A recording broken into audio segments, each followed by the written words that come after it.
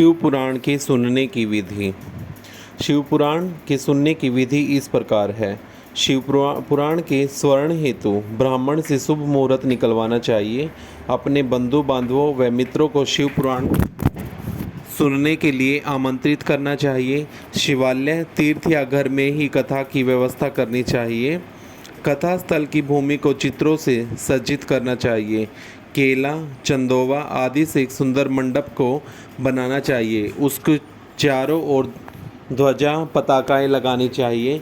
वक्ता के लिए उपयुक्त स्थान तथा सुखद आसन का प्रबंध करना चाहिए।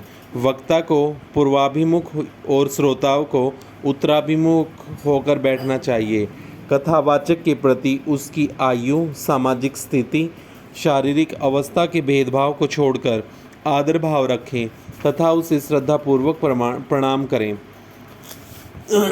पुराणज्ञ, शुद्धि बुद्धि तथा शांत चित्त ब्राह्मण को अपने यजमान के हित साधन को ही अपना पवित्र कर्तव्य समझते हुए कथा के दिनों में संयम नियम का जीवन व्यतीत करना चाहिए।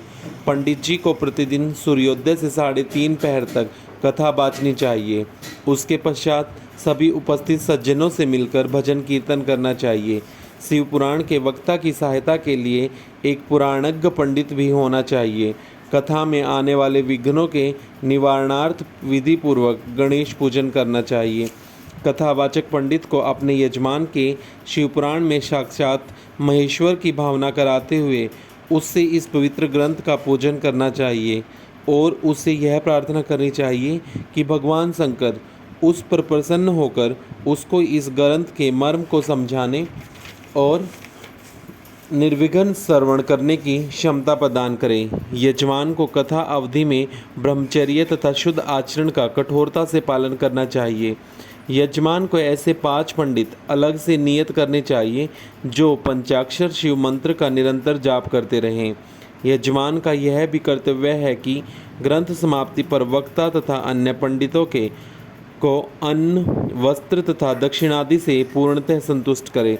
इस प्रकार शिवपुराण का विधि पूर्वक स्वर्ण निसंदेह इहलौकिक सुख और पारलौकिक कल्याण को देने वाला है। ओम नमः शिवाय।